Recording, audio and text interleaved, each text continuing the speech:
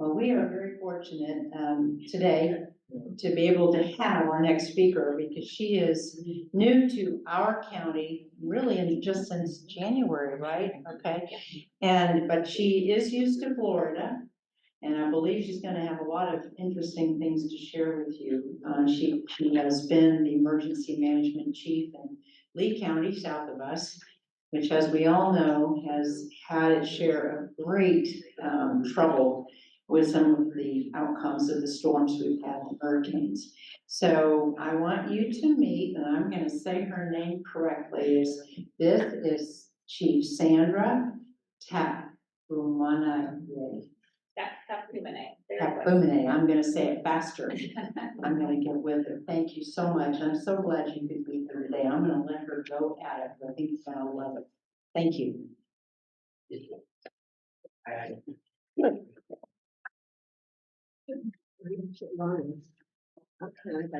You can move that microphone off there too if you want to. Yeah. Okay, very good. Well, thank you so much for having me. So my name is Sandra Tapfumaneyl, and I have been the chief of Sarasota Emergency Management now since January. I was the chief of emergency management and worked with Lee County for really 11 and a half years before coming here. And before that, I was with the Centers for Disease Control in Atlanta doing emergency management up there, and was an intern for President Carter at his Human Rights Center in Atlanta. So it's really gotten into emergency management about 20 years ago, and it's been a wild ride. I never thought I would be leading a catastrophic disaster, but that was my role down in Lee County. I was the incident commander of the Emergency Operations Center for Hurricane Ian, one of the most devastating hurricanes to ever hit the continental United States. So it was certainly a lot of lessons learned, and that was one of the reasons that Sarasota County invited me to come up to be the chief here. They're very interested in being better prepared for a catastrophic disaster. As you guys know, you were supposed to have received that hurricane. And you know, just a day and a half prior, we all thought that it was coming here. The governor was here, and the state of Florida was assembling all of its resources to be prepared for the landfall to be here in Sarasota. And then it continued to veer south and came to Lee County instead. So today we're going to talk about hurricanes. We're going to talk a bit about how you can be better prepared. And we're going to talk a little bit about really a community preparedness, because as you guys all know, just like on a day-to-day basis, that's one of the best things about living in Southwest Florida. We're all here to take care of each other as well as ourselves. And that's one of the reasons I love living in this area. So one thing, pretense, I would love to let you know that you guys are the first hurricane seminar I've been able to do since before Hurricane Ian in September of 2022. So after the hurricane, we were extremely busy with recovery, and I came here in January. So you guys are my first group. So I'm happy to get some feedback. Happy to get feedback on the slides. So I put these together for you guys, and we'll be using them throughout the hurricane season.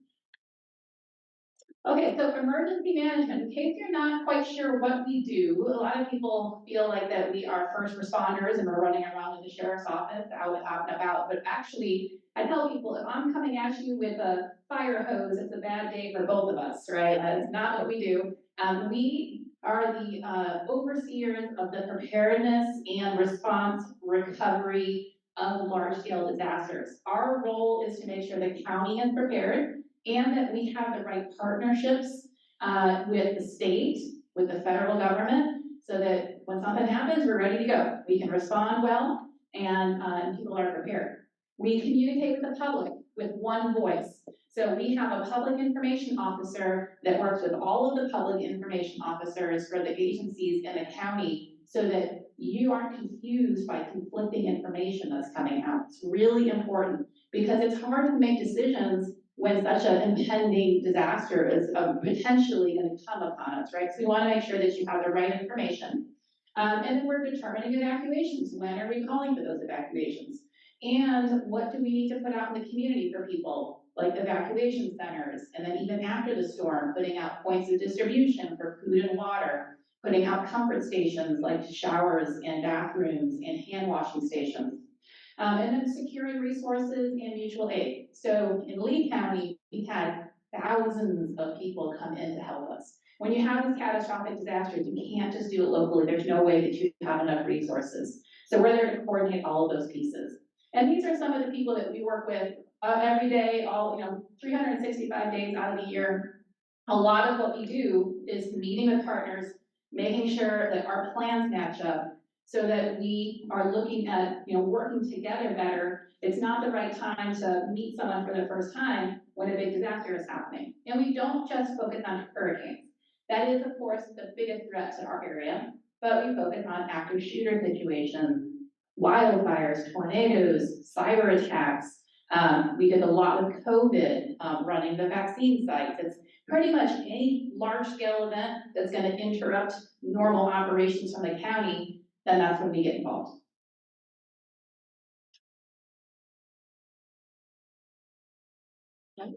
Yeah, I think we're good. So this is our Emergency Operations Center. Has anyone been to the Emergency Operations Center? Okay, a couple people. So we are off of Cattleman's Road, near I-75. And this building is built like a fortress. So I was just describing the 311 is next to the dispatch center. The reason I know that is because they're on the second floor of our building. So they're upstairs. We are downstairs. This is a picture of our Emergency Operations Center when we were activated last. The room can fit about 100 people comfortably, but we can fit a lot more if we need to. And we have breakout rooms. In total, the whole building with the dispatch center and the 311 center, we hold about 300 people when we activate. So of course, we need to feed these people. They need to sleep there. We are living in that building until it's at least reasonably at a recovery phase. That's a good case. So this building is it is built to withstand 250 mile/hour winds. So tornado, we'd be safe in that building. It's elevated, so we can withstand any storm surge and far enough inland. So it's really a safe building. There's redundancy in communications and power. We have generators, so we should be good to go to operate for quite a while.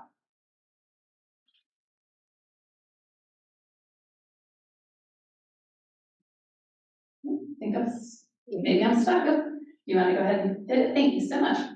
Did it go? It did not go yet. Oh, there we go. Yep. So this is just a graphic, and it might be a little hard to read, but these are the number of disasters that Sarasota has experienced since 1953. So obviously tropical storms is the biggest, right? 20. But you've also had some fires, freezing temperatures, apparently there's 3 of those. And I like this down here because this graph shows that they seem to be clumped together, right? And this last, since 2000, there was this lull. I started in Florida 2012, and there was this lull. We didn't have hurricanes for a while. Now all of a sudden it seems like that we're having them more frequently. So I like this because that really shows, where we are with time frame. Okay, so let's talk about hurricane season. So it starts June 1st, and it goes all the way to the end of November. This is a graphic that just depicts the fact that the bulk of the storms happen right in the peak of the season, right around mid-September. And that's when Hurricane Irma happened, that's when Hurricane Ian happened. So it's that time period where the waters are the warmest in the Gulf. And that's when they start to churn, they become more powerful. It doesn't mean that we can't have a storm before January or before June 1st or after November 30th. But usually if we do, they're not as strong. So this is time period to look out for September, October.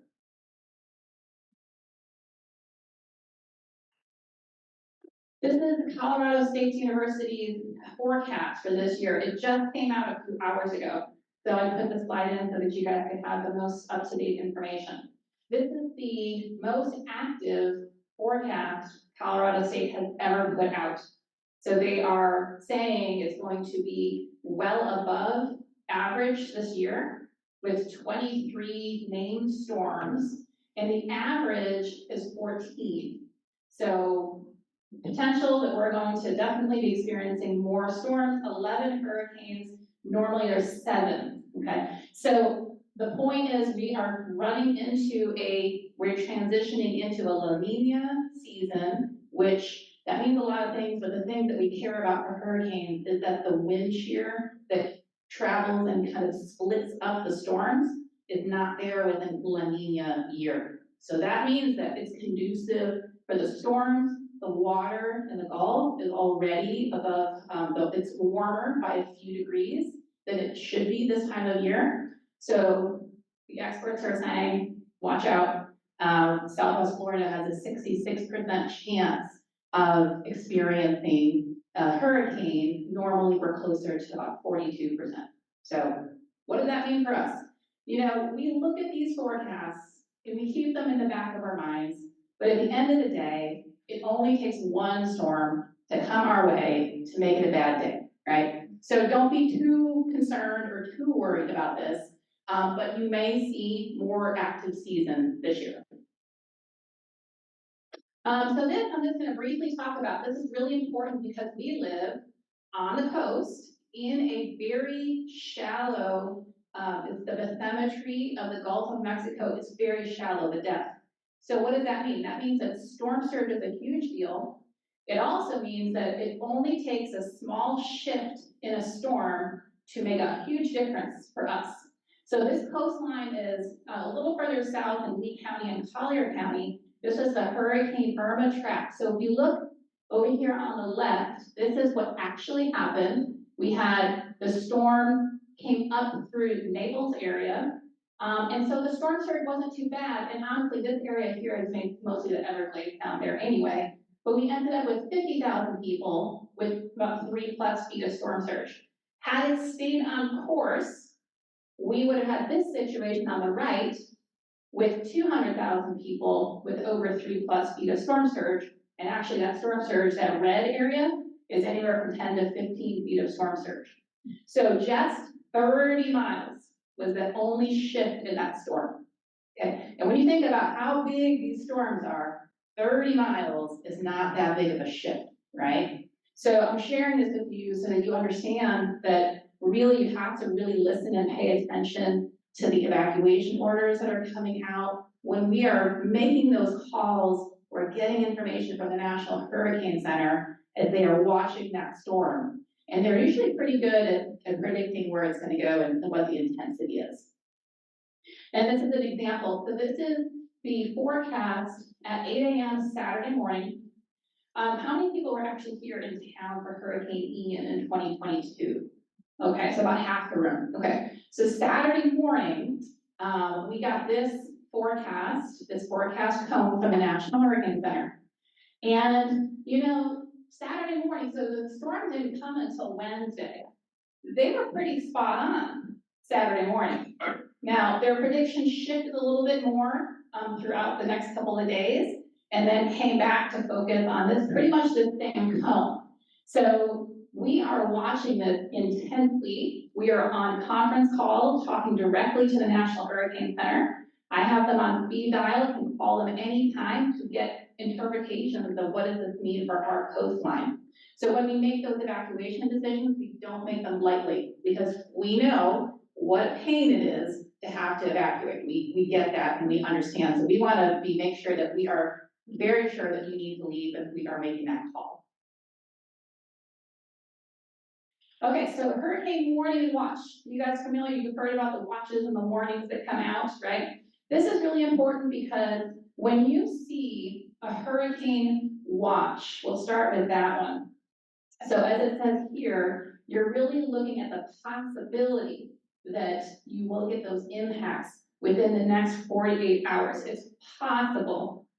The warning is the more forceful one. It is expected to happen within the next 36 hours. So I kind of like to tell people warning, you know, you think about the warning signs, your lights, your first responder, you know, sirens, it's a warning. So that's when it's time to get really serious. Whether it's a tornado watch warning, a hurricane watch or warning, and then we'll click forward one, this is the storm surge watch or warning. You all live on an island. This is the most important one to look out for. When the National Hurricane Center issues a watch or warning for a storm surge, they will tell you, I don't know if you've ever met a meteorologist before, they are very calm people, most of them that I've met, very calm, right? So they say when we issue a storm surge watch or warning, we are yelling. That is me, that is them yelling, right? So when you see that, they are trying to warn you that you really need to evacuate out of that area. So if Siesta Key is ever in that area for that watch or warning, we will be evacuating at that time. And why do we evacuate? So water and wind, that's what it comes down to. Water, of course, storm surge is and freshwater flooding also, #1 killer in storms. Wind, people tend to think about wind a lot because we see the palm trees swaying, that's what people think about for hurricanes. Wind can also be very dangerous, especially if you're not living in a home that was built after about 2002, right? Can do a lot of damage to your home. But really, especially out here on the island, that storm surge is so powerful. And if there's one thing that you hear me say all night, it's that I want you to really refrain from making your evacuation decision based on the last storm. So like if you catch yourself saying, well, during Ian, it wasn't that bad, so therefore it's okay to stay, then stop that thinking, right? Every storm is different. And I'll show you the pictures in a minute about Fort Myers Beach, and that's where they got into trouble. You had people that lived there for generations with never storm surge that was gonna ever impact them the way that it did for Hurricane Ian. And they just didn't expect it to ever be possible, right? Because the past storms didn't bring that storm surge. So they were like, well, Hurricane Irma in 2017, we were okay. And Hurricane Charlie was a Category 4, and we were okay, right? All of those storms hit, but nothing compared to the storm surge that Ian can bring. Every storm is different. And that's what we are monitoring. So as we get that information in, we're turning around and giving it to you so that you can make good evacuation decisions. So wind is a hazard, okay? Wind again, this is why we don't want you outside during a storm. You see that those pieces of wood coming through the tree, right? You don't want to be out and about, potentially impaled or, getting something kind of thrown up against you. So stay inside. Storm surge. Okay, so this is pictures of storm surge. This is Fort Myers Beach. After the storm surge, they had about 15 feet that came on shore right there. And then I'm going to show you a video. So we had to fly in helicopters because you're talking about traffic. We ever have a catastrophic disaster here, expect the traffic to be impossible, okay? We literally had to fly in helicopters because it would take 3 hours to get somewhere that could take 20 minutes normally. So here is where Fort Myers Beach ended up. Here, let me pause that for a second. If you'll pause. Sorry, let me go back.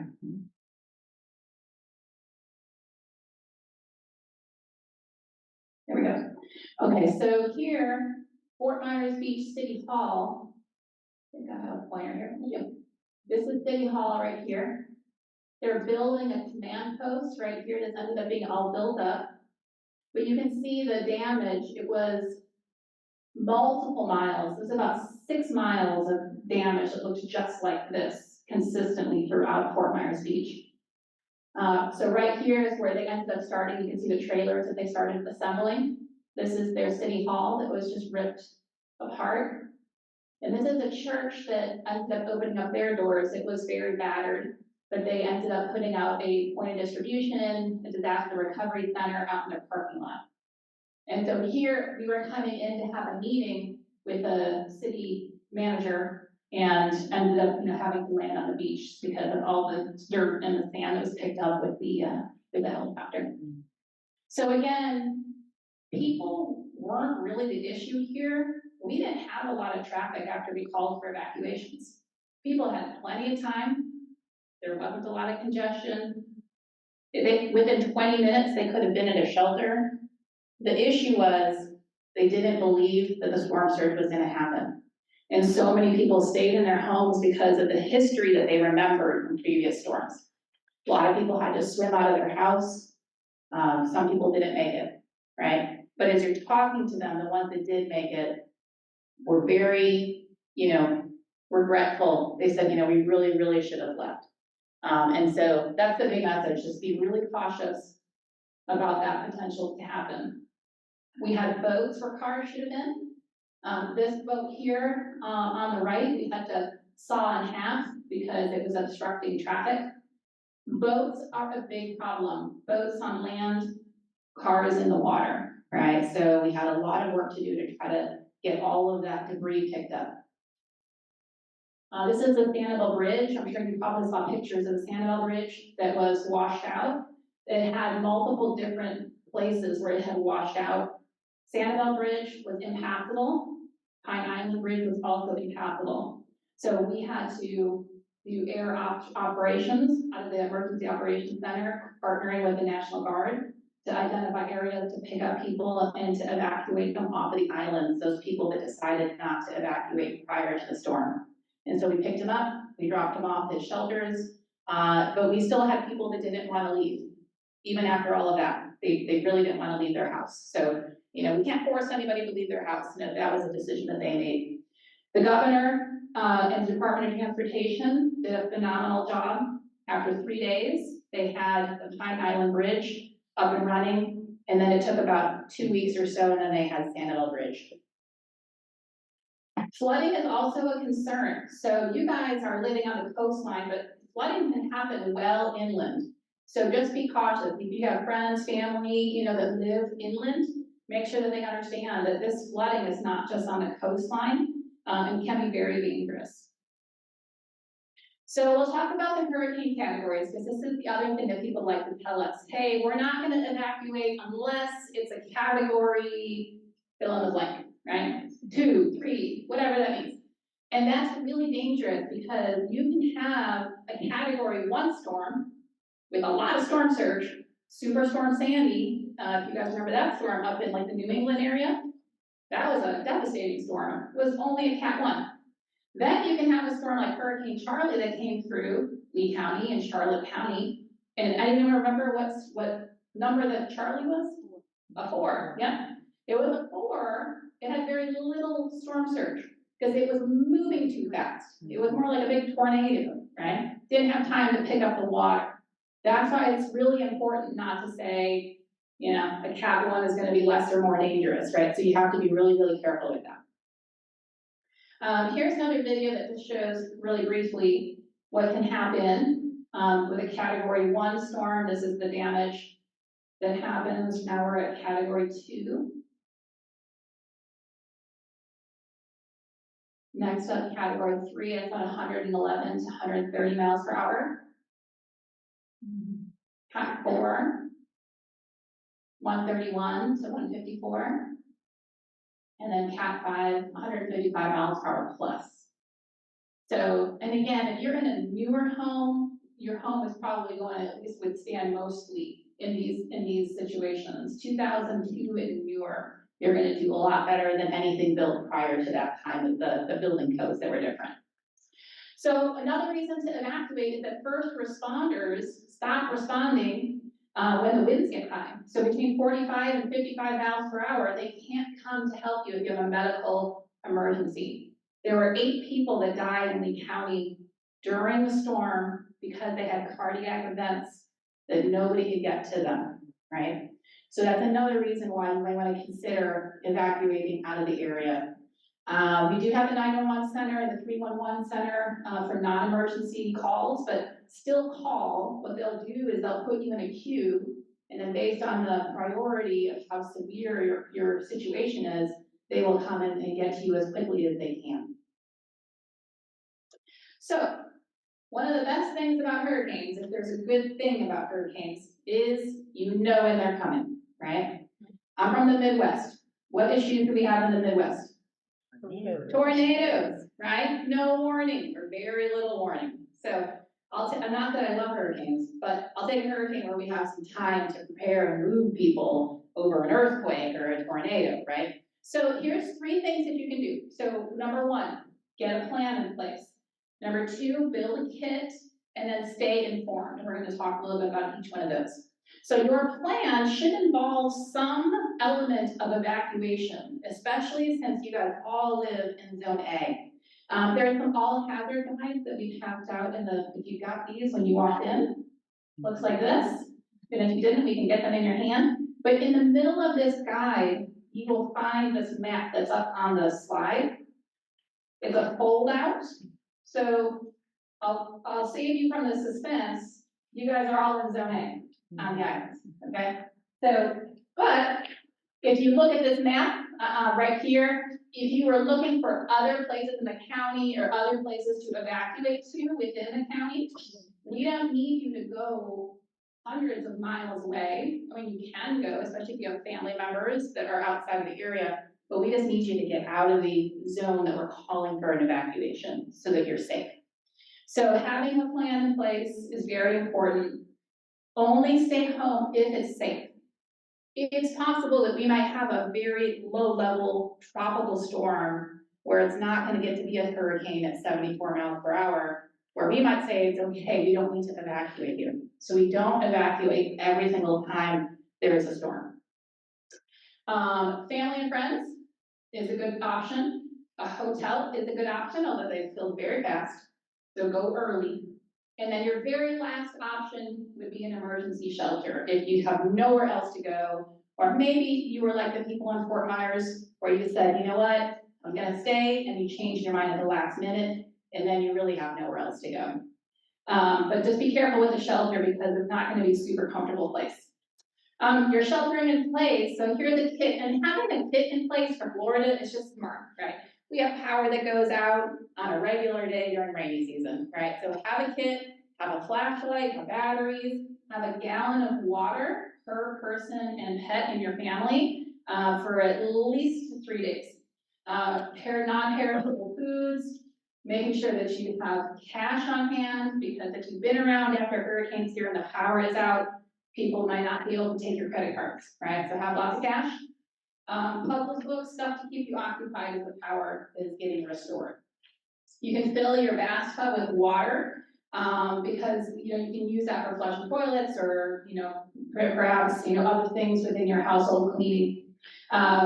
Wash your bedding and your clothes ahead of time while you're waiting for that storm to come, because you might not be able to use that water if there's a boil water notice for a while. So make sure you take care of all that ahead of time, and then use your dishwasher for storage. It's waterproof. So if you want to store some documents, I would still encourage you putting them into a plastic bag, but that's a good place to put them. Before you evacuate, turn everything off, including your circuit breakers, water shut-off valve to your home, because a pipe can burst and then come into your home. So turn that water valve shut-off.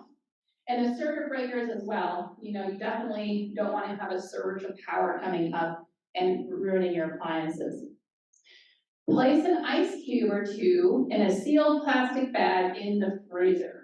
Why would I tell you to put ice cubes in a bag in the freezer? Anyone have any thought about that? What do you think? Because you can tell how long the power has been on. Yeah, you can tell how long. If they're cubes when you started and you evacuate, you come back, and then you've got flat, because probably the power will maybe come back before you come back. Now they're flat ice instead. It's been too long, you gotta get rid of all of the food in your refrigerator so that you don't get sick. Gas up your car. This picture is actually a picture of people trying to get fuel.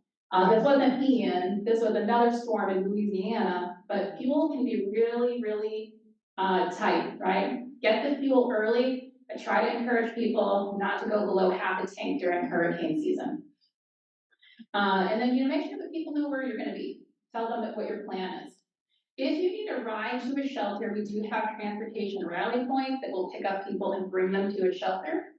If you can't get to one of those points, you can register ahead of time and we'll come pick you up at your house. So we really want to make sure you have every avenue to be able to get somewhere that's safe. You can always register ahead of time. If you change your mind in the last minute, you need someone to come pick you up, call 311. And we'll come to get you as long as those winds haven't picked up yet. And then we do, again, this is information on our shelters, very last resort, but we have general population shelters. Everybody is invited there. You don't have to pre-register. And we have 12 that open up every time, every storm, 12 of them will open. The names of the shelters should be in that guide or on our website. The medically dependent shelters. So if you or someone you know is dependent on electricity or they're on oxygen, then registering for a medically dependent shelter is really important because we want to make sure that we know that you're going to need one of those shelters. There's power at those shelters. Department of Health helps us to run those. And again, if I haven't convinced you to not come to a shelter, here's a picture of a very small living space that you will be assigned with no cots and, you know, hundreds of your best new friends, right? So it's not the best place to be. So definitely have another plan in place. But if you have to come, it does allow pets. So all of the shelters are pet friendly. Just make sure that you bring cage, leash, anything that you might need for your, to feed your pet, clean up after your pet. And then the medically dependent shelter, we do provide cots, a little bit more space, 60 square feet. You do have to bring a caregiver with to assist with, you know, getting food and making sure that you can get around. And here's the website, the SCGov.net/be prepared. That's where you would go in order to register ahead of time to be considered for the medically dependent shelter. We do stop taking applications at about 72 hours ahead of the landfall because we have to really stop, you know, to prepare for what is coming and we're setting everything up. But if you absolutely need to, call 311 and we'll get you squared away. Okay, so after the storm, we are going to be communicating to the public using different color systems. So red means that it is not safe for you to return to your area in that area. Either there's, because we've got emergency services are unavailable, the roads are obstructed, there's power lines down maybe. So, and then it's really going to be limited. Maybe it's okay for residents to get back, but it's not going to be okay for visitors. So you definitely want to make sure you have your ID. Yellow is kind of that medium consideration where maybe it's not completely safe, power is still out, traffic lights might be out. You want to just limit travel just to what is essential. And green would be no limiting factors, you can travel safely and there's nothing that is restricted. If you're in a situation where they're gonna ask for a re-entry process, there could be law enforcement checking IDs to make sure that you are a resident of that area. So make sure that you have some form of ID, whether it's a driver's license, maybe a lease, some kind of information about your business, utility bill. Sometimes that time frame might be limited. So I've seen some jurisdictions say, okay, you can go back, but you have to do it during daylight hours because it's just too dangerous there in the nighttime when there's no power. Also after the storm, the emergency services might be limited and roads might be impassable or washed out. There's some people that survive the storm, but then they're driving around afterwards and a road washes out, and the next thing you know, they're getting carried away, with that flooding water. So be really, really cautious about driving after a hurricane. We talked about the traffic already. There's gonna be a lot of traffic, power outages, and there could be damage to the sewage system, water infrastructure, and telephone and internet service. So again, if all of that sounds like not the best place or conditions to live in, another reason to evacuate for a while is to get out of the area. In Lee County, we sustained a catastrophic level of damage to the entire water infrastructure system. So they had to fix the breaks in order to get the water pressure up to be able to get to the point where they can even fix the larger situations. And we were back on, it took about a week or two to be able to get the water back up and running. So that's a very serious situation. Power outages, so just if you see any power lines down, just assume that they're energized. Don't touch them, try not to walk on top of them. You call the power company and report them. If you're cleaning your house, assume that the pile of debris, just make an assumption that there's gonna be an animal in that debris. Don't go grabbing it with your hands, right? Get gloves on, make sure you got closed-toed shoes. Be really careful. We've heard reports of people evacuating and coming back, and there's some wild animal that's in their cupboard, right? So be real cautious. Make sure that you're looking at everything, because animals get scared too. So what are they looking for? A safe, warm place to weather out the storm, right? Boiled water, use boiled, it will there be boiled water notices put out, but you can either use droplets of chlorine, we have in our all hazard guide that information, or just use bottled water, which is a good reason to have that water at that time.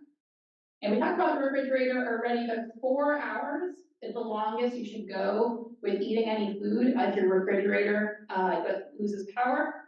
And then 48 hours for that should say full freezer, 48 hours, and it's, if it's full. If it's not so full, about 24 hours. Be really, really careful. You don't want to get sick for food that's been contaminated. Anyone have a generator? Generators, a couple people, okay. So just be cautious with those because they do emit carbon monoxide, and you don't want them close to your house. This is a picture of someone running a generator way too close to that person's house. Sometimes people like to run them close to their house because they are afraid people are gonna steal them, right? So you can chain that generator up to a tree or something else so that people don't come and take them. But just be really cautious, make sure you install a CO detector and position at least 20 feet away. Don't refuel if the generator is still hot from running. Make sure that you let it cool off first. Okay, also, number 2 most important thing I'm going to talk about today is insurance, right? Insurance is incredibly important. And now is the time of year to make sure you know how much your insurance covers. Make sure that you get, well, I think all of you probably are required to have flood insurance living out here. But be really, really understanding not only what the insurance covers, but what is your house valued at? Because your house value is going to determine a lot when it comes to doing repairs. So this is a great time of year to spend time looking into that. If you make any changes to your insurance, that usually takes about 30 days to go into effect. So don't wait. Now is the time to do it. You don't want to be in the middle of hurricane season trying to make insurance changes and then they don't go into effect and a storm has hit you. So staying informed, this is just the last piece I'm going to talk about. So a couple of different ways, how you get information. And it's okay, listening to media, and a lot of people like news stations, that's fine, but we encourage people to make sure that you're tuning in to our information coming directly from our Emergency Operations Center. 311 we talked about as being an option. There's a mobile app you can download for 311, and we will be putting out information on that during a disaster. Our Sarasota County website, SCGov.net, will have up-to-date information. We have Twitter and Facebook. Those are all in the guide. This is a piece of paper that was out when you walked in. We have a system called Alert Sarasota. And so Alert Sarasota, if you go to the website, it allows you to sign up for alerts so that not only will you be getting them from the news station, but we'll be sending them through this system. We do have the authority to send what's called an IPAWS alert, or an integrated public alert and a warning system alert. Do you know those amber alerts that you get sometimes that are really shrill and come across? So we have that authority to send those to. Those go to all of the cell phone towers. So if you have a cell phone anywhere in that, or any device, iPad, you'll get the alert that way. We only send those when it is a life or death situation, like an evacuation. This alert will also go out but you are signing up for it. So there'll be other information that we'll send through Alert Sarasota. So we recommend signing up for that. So these guides that I handed to you are going to be replaced in a couple of weeks. And I'll make sure that Catherine has a stack of the new ones. These guides were created by the Tampa Bay Regional Planning Council. They're very good. The information in them are very good, but we did our own Sarasota County guides this year. So like I said, they're being produced right now, and we will ship out a bunch here for you so that you guys can be one of the first to get them. And this is the QR code if you wanted to take a picture of that. This is our website, has all the information I covered today and a lot more information. So I'll leave that up there, and would love to take questions if you guys have questions for me. Yeah. I heard that they separate you from your animals at shelter. Yes, so if you are in a medically dependent shelter, yes, because we have a whole group of people that are there to help take care of the pets in the medically dependent shelter. But if you're in a regular general population shelter, you're staying with your pet. So but it used to be that they did try to separate because we were trying to keep people, you know, that were either allergic or, you know, or had some issues with pets, but it ended up being just too much and too hard. And then the animal gets stressed out, the family gets stressed out. So we just encourage people to, if you're gonna bring your pet, we're gonna try to keep people with pets in a certain part of the shelter. And then if you don't have a pet, then you're maybe in another part, but if you can't necessarily guarantee that, but we'll do the best we can to separate them. Because I know people that went to the shelter and when they found out they were gonna be separated from their animals, they turned around and left. Yeah, so now that's not happening, yeah. Now, if somebody comes in with a service animal, the service animal can go anywhere, you know, in the building, of course. Yeah, good question, yeah. Yeah, In the last storm, having a device that would charge your mobile phone, you know, outside of that using electricity. Right. Was important. Excellent, So yeah. having portable batteries, and they're really not that expensive, and they'll give you at least 3 days worth of charges. I charged 3 cell phones for 3 days with that. That's an excellent tip. So the tip is, and let me go back a little bit if I can, or can you, yes, switch back, I think I hit the button about 10 times, so maybe it'll jump on us. But in that picture where I had the things to get for your kit, it has a picture, there it is, of a solar powered cell phone charger. So, and honestly, they're really great for, you're like at the beach or you're outside for a long period of time, these are really great, it doesn't have to be a hurricane situation. But that's really great to have, to be able to charge it. And I've seen people that have had really like long, like big ones that can charge maybe some small appliances or, so those are really good to look into. And the phone, the banks that you were saying, these ones that you can charge, and then it will give you a couple of days worth of charge, would be great. And I missed the NOAA weather radio. If that's something that you don't have, that will also send you alerts. That's a really, really good thing to have in your kit. The last thing I would say, you're able to use your text, but you're not necessarily you're able to use text usually, at least with Verizon I was, rather than being able to call. Couldn't call, but I could text out. Yeah, that's a good point. So sometimes if the calls get congested, text messages can get through. Sometimes emails can get through a little bit better. It kind of depends on that situation, but that's a good thing to try to text. You have a question, sir? Yeah. Okay. It's all very good. Thank you very much for doing that.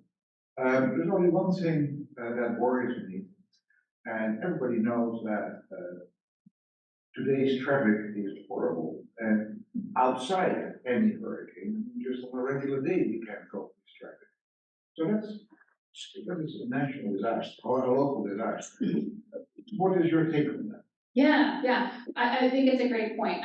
One of the things that saves us a little bit is that these hurricanes happen off season, you know? So that's another good thing about the time frame. Doesn't mean that there's no traffic off season. I know you guys have one of the most beautiful beaches in the world here and everybody wants to come and see it, right? But typically when a storm is coming, people do start to pack up and, you know, if they're tourists, the hotels are telling them to get out, you know, early. And we try to, and I know here in Sarasota, they call for evacuation starting Tuesday morning. The storm came midday through the day on Wednesday, but they made a notice in a announcement Monday evening. So they said, hey, tomorrow we're going to start for evacuation, and that would be, people can get ready, right? My general experience has been that the traffic wasn't bad. In Lee County, we have 800,000 people, about 1 million people really, really looking at the numbers. And even on the barrier islands, we do a phased evacuation, same way that happens here typically, where, you know, if it's, sometimes the information we're getting from the National Hurricane Center starts one place, and then they're like, oh, it's worse than we thought, you know, and then we have to continue to evacuate and grow that area. So we try to get it so that we can give a little bit more time to these barrier islands. But my recommendation is, look, if there's a storm that is coming this way, typically we're not gonna call for that evacuation more than 35 hours or so. So if it's even before that time and you want to get out of here and you can get out of here and you don't have to go to work and you don't have kids, leaving early is an option, that would be recommended. What was your experience in the past years? So my experience the past years is that there hasn't been traffic. No. Yeah. And I've been in one myself, I must say, it was very well organized. Yeah. We all went out and all the electricity companies came. It came in, yeah, exactly. Yeah, I mean, there's a lot of theories, right? There's one theory is that, well, there's no traffic because people stayed, right? The other theory is, and our shelter numbers across the state have dropped, right? In Hurricane Irma, we sheltered 45,000 people in 14 buildings down in Mgmt. We had 5,000 pets. There were 1,000 pets in one shelter. There was a cat bathroom in that shelter, just for cats, you know? It was a whole situation. Our numbers for Ian, we had like 3,000. So, same thing with Sarasota County, very similar numbers. Theirs were about half, ours. But one theory is people had such a miserable experience in shelters in 2017, they said, I'm never doing that again, right? But when I talk to people, they had a miserable experience evacuating in 2017, and they said, I'm never doing that again either. And then the people that stayed in their homes said, that was miserable, I'm not doing that again either. So I'm not sure if they all just kind of switched or what happened there, but I want to believe that our message has been, don't go too far, stay with a friend or family that live just inland enough that you're going to be safe. So I want to believe that that's what's happening. Yeah, it's a little hard to tell because it's hard to poll everybody to figure that out, but it's a good question. Yeah. Yes, sir. If you could put back up the slide you showed at first of NOAA forecast and where that hurt. I'd just like to, since about 1964, I've watched hundreds of those because I got the hell out of Dodge and was in Wisconsin most recently. One more, yeah. Yeah, Okay, go that's ahead. it. Yep. You commented that that was a good forecast. It really wasn't. Was it? The original forecast on Saturday, it was forecasting was going to come in north of Tampa. And I can tell you, because I remember that particular forecast, because I was worried about my place down here, right? Yeah. I'm making first of all, that was a fantastic presentation. Thank you. Yes. And the importance of getting information as to where the hell this thing is going to hit is really critical. I would recommend that you take a look at a website by Joe Listari, Weatherbell. Joe Listari I've known for years and years. I happen to know a lot about him. He called that forecasting. He early on, if you check, he will find out if you would have been watching that guy, he called right away. He was right on. It was gonna go. Yeah. Right, Weatherbell. So since you're, and frankly, I have zero confidence in NOAA anymore. So watching Weatherbell and some of those others, particularly Weatherbell and particularly Joe Listari, and if you like, I'll introduce you to Joe Listari. He's a personal friend. Awesome. And I know a lot about Weatherbell. The other comment I wanted to make, again, I want to tell you, this is a fantastic presentation, but people should worry about NOAA and their forecasts. They haven't been good. They don't know really what's going on. The other thing is, my wife's the president of our condo, and I joined her at a meeting that was condo board members about insurance. Yeah.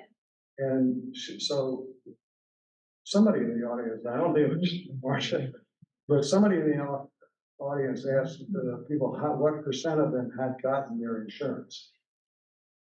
50% had not. So for those of you, I don't know how many people in the room here are living in condos, but if you don't know exactly where your condo stands relative to insurance, you better find out, because they were having trouble getting it. I don't know if you're aware of that. No, I had not heard that. So you're talking about the whole condos insurance, not individual units, maybe, is that what you're referring to? yes. Okay, so inquired to your condo, does the condo have insurance? Right, I'll give you a business card, you can talk to my wife, and she can give you the. Yeah, that would be helpful, because I'm gonna be doing a lot of condo presentations, and so that, not that I wanna call out their condo in front of everybody, They but. were having serious trouble. Yeah, okay, good. You know, the other thing that we learned, it may not be as big of an issue out here in Siesta, but in Lee County, when we had the tornado 8 months before Ian, That was in an area where we had a number of people that had moved from the north, spent their life savings, came down to buy their dream, home or mobile home, did not buy insurance, right?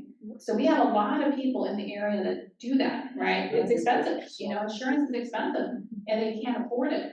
But truly that is one thing that is so important, FEMA can come in, there are times when they are helpful to bring funding, but they're not gonna replace your house, right? And it's just not gonna be that much. So that's the other thing. If you don't have insurance and you feel like it's not covering enough, that would be something to look into. Yeah, but thank you for bringing that up. I would love to speak with your wife. Yeah. Okay, great. Great. Somebody, did you have a question out back there? No? Okay. Anybody else have a question or a comment? Yeah. I just asked him, yeah. Is there a correlation between the depth of the water offshore and the amount of storm surge that the community would receive? I presume that Yes. it would be Yes. inversely correlated. 100%. Good observation. So what I'll tell you to do tonight, or at a time when you have nothing else better to do, is go and look at the evacuation zones or the evacuation levels on the east coast of Florida, the counties on the east coast of Florida, Palm Beach, right, Broward, Brevard.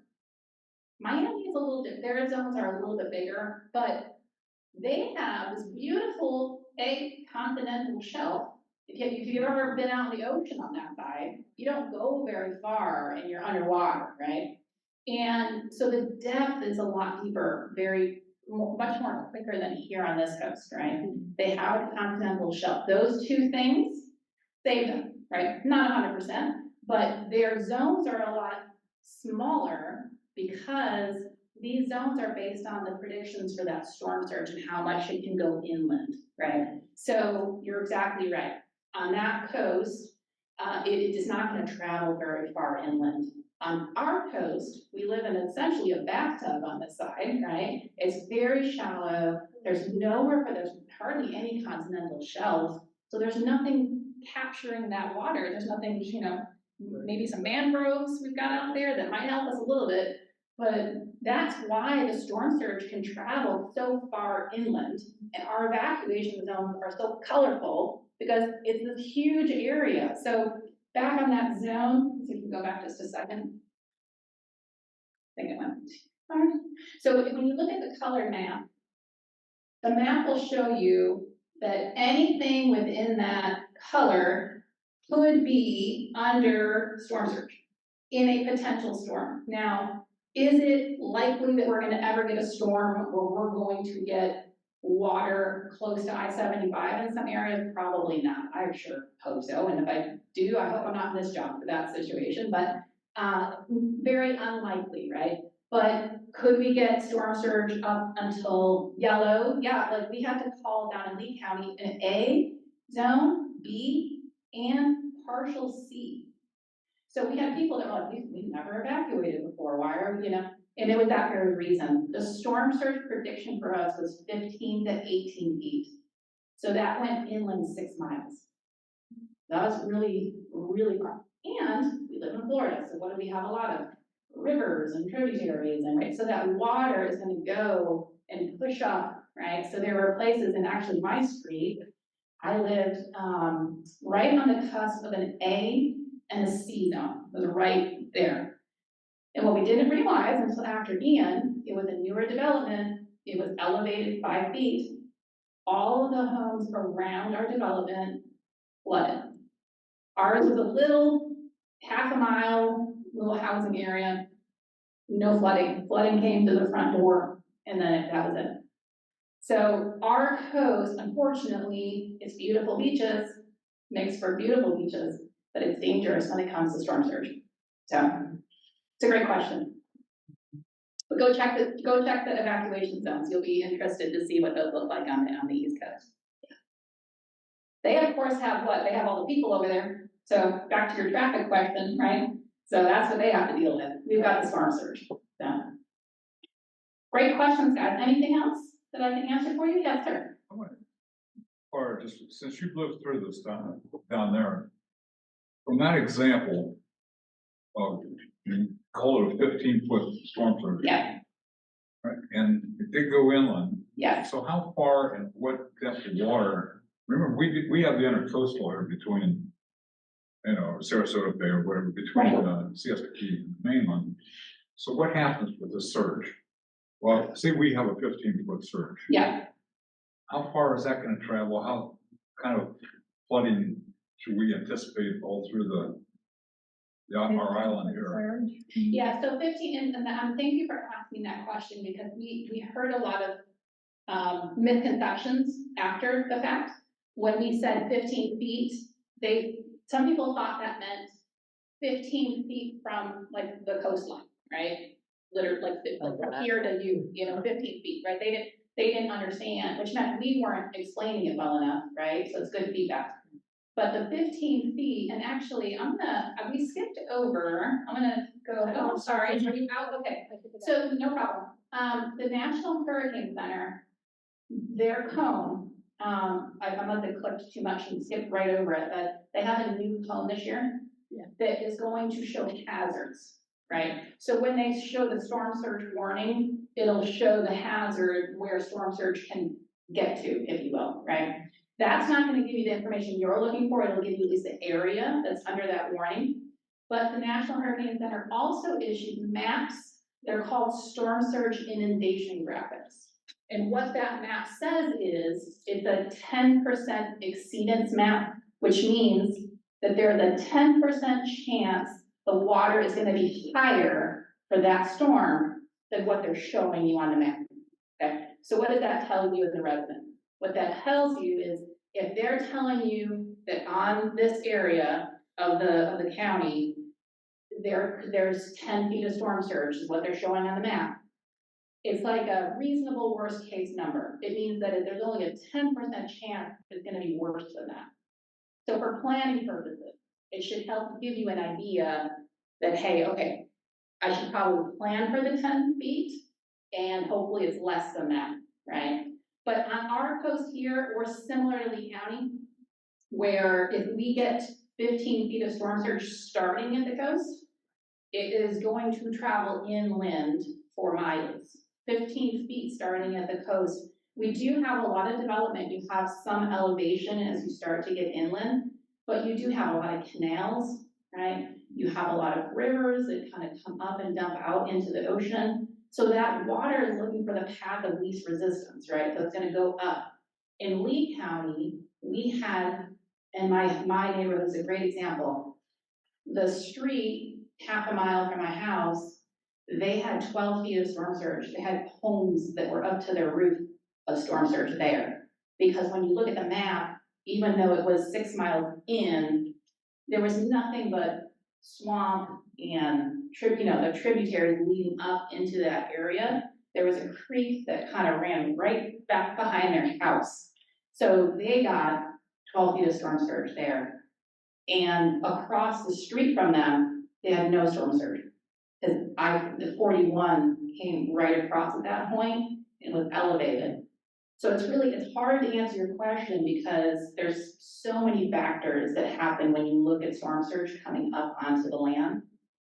Could be some elevation, some places where, let's say your property is elevated 5 feet like mine was, and now you're an island, right? So you might be okay. You just really have to understand what is your elevation and what are the other factors. And some of that, the FEMA flood maps, for example, they take into account some of those factors, so you can kind of get some idea about what flood zone you're in there. They're looking at more freshwater flooding and rivers and on that side. So that's why we always want people to look at the storm surge maps that we have, those evacuation levels. So that's strictly storm surge. But I had people say, hey, my home is elevated to 12 feet, so why should I evacuate? They're like in a zone A. Cape Coral, you guys familiar with Cape Coral, right? Yes. I love Cape Coral, but they're funny to me because a lot of people there, they've never had the storm surge, and Ian, it went just south of them to Fort Myers Beach. But we have people on Cape Coral that are elevated, and they're like, oh, why should I evacuate, right? I'll be fine at 12 feet. And these storms, I'll tell you what, one of the scariest things I've ever encountered, that storm was coming and approaching. And getting a call from the National Hurricane Center to say, hey, we thought it was 15 feet, but there's a rapid intensification, it could be 18 feet. You know, that extra couple of feet, when you're talking about a very flat landscape and the geography is really flat, that means it's an extra couple of miles. So these storms are unpredictable. And so back to your point about forecasting, and it's very challenging and difficult. They can get the track somewhat okay. What they have trouble with is the intensity of the storm, especially when it's picking up speed and intensity towards the end.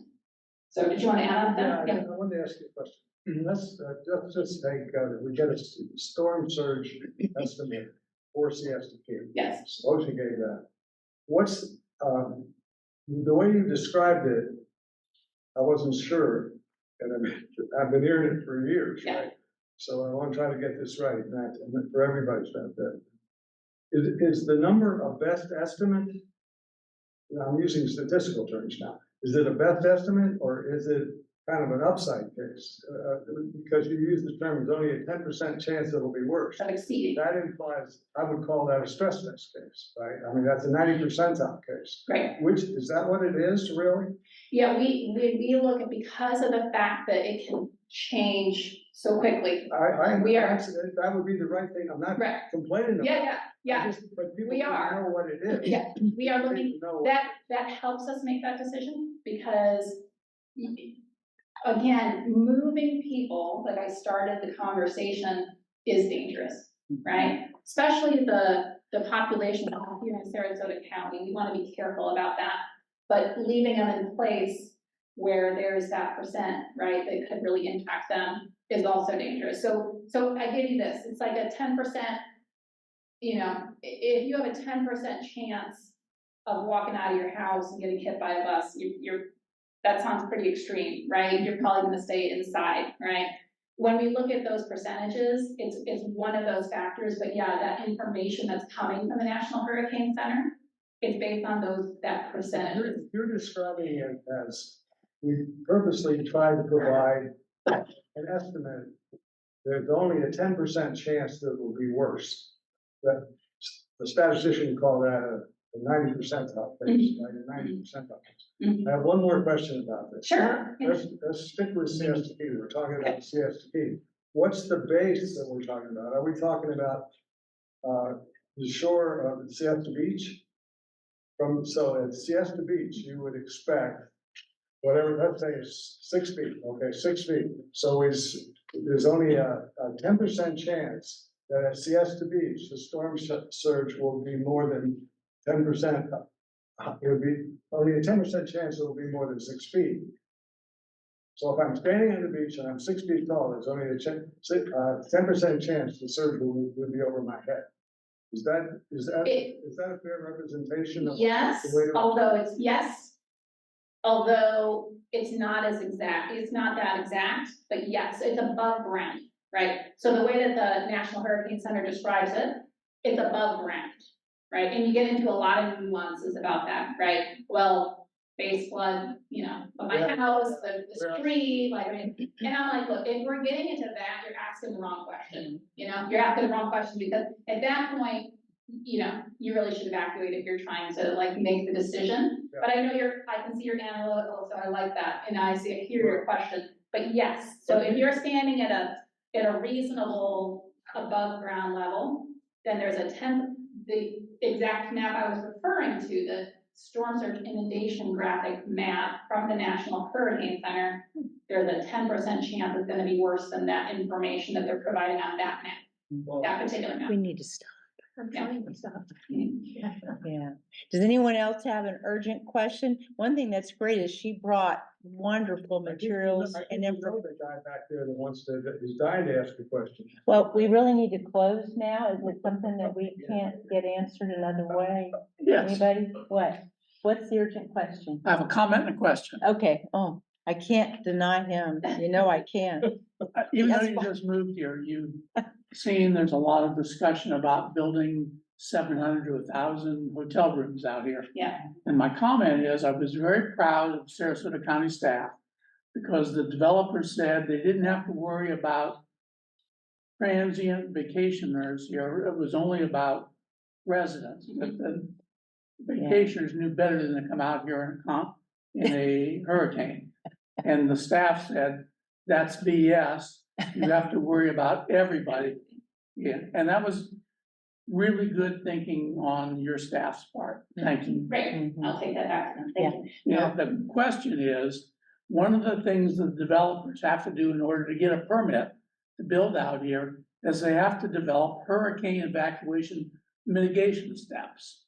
And I want to know, will you be involved in reviewing that plan? And what kind of things in terms of mitigation are you talking about? Because when we asked them at the workshop, they said, we'll do whatever Sarasota County says. So Yeah. what's Sarasota County going to say? Yeah, that's a great question. We're actually looking into that right now because I come from a place that has an administrative code where there's a building requirement to charge mitigation fees.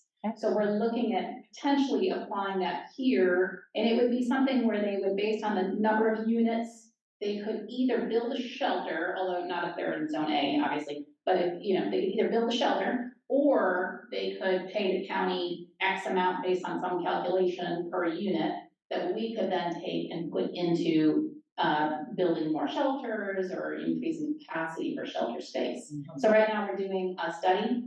Charlotte County has a similar thing in place, and same with Collier. So Sarasota is interested in learning more about what we can do similarly here.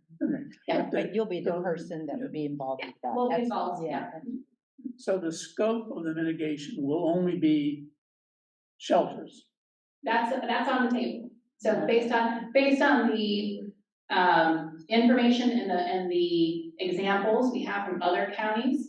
Now, and that's modeling. If there's other, roadway, all those kinds of things that could maybe be on the table as well. But with public safety, like that would be the lane that I would at least be contributing in. Okay, thanks. Sure. But it sounds like it'll be a good thing for conversation, Absolutely. especially given some of the probabilities you're talking about. Yeah. So that's good to know. Very good. Well, thank you everybody for coming and listening. Yeah. Yes. We are going after our 6 o'clock hour, and some of you may want to leave, but we have some information. Joyce, did you want to offer anything about the breakfast, or just encourage people to sign up quickly if they're going to? Still have some open spots. If you want to sign up for the breakfast, you can still do that. Log into your account and just, if you'd like to sign up for the breakfast, if you haven't, just log into your SKA account and select make annual breakfast reservation, and you can do that. The breakfast will be in this room on April 20th. Doors open at 8:45 for coffee and juice, and breakfast will be served as rapidly thereafter as you can get it served.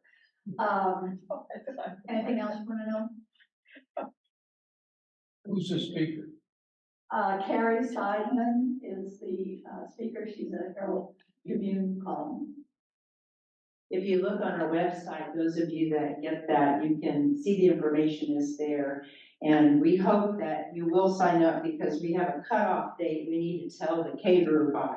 So if you don't get in by then and you fill spots, we have to keep it the way it is. Otherwise, me and Bob, we won't eat. It's okay. No, I'm just kidding. We can give you our plates, no problem, but we do want you to come, and we think it's going to be a really wonderful gathering. I will say very proudly that, and I wasn't here all of this time, I'm much younger than I look perhaps, no, I'm just kidding. 75 years we have been in continuous service here, the SCGov Association. We just finished our 75th year in March. So we just want you to come and celebrate. That's what we're going to be doing, is celebrating. And we really want you to be there with us. Okay. We're as old as NATO. That's right. That's a good comparison. So, speaking of age, tomorrow is Catherine's birthday. I hope you're going to have to birthday. Not bad for 50. That's right. Well, thank you very much. All right, if no one else has other questions, thank you so much for coming. I have a really good profile on this wonderful new addition to our county, and we're gonna make sure that you all can see it on our website, as a document. She's quite credentialed, and we're very honored that we're your first here. Thank you so much. And for all the rest of you, pick up some materials as you leave, water bottles, whatever you can find, and thank you. We will see you on April 20th. I'm gonna close the- Thank you. Closing the Zoom. Thank you very much. You're welcome.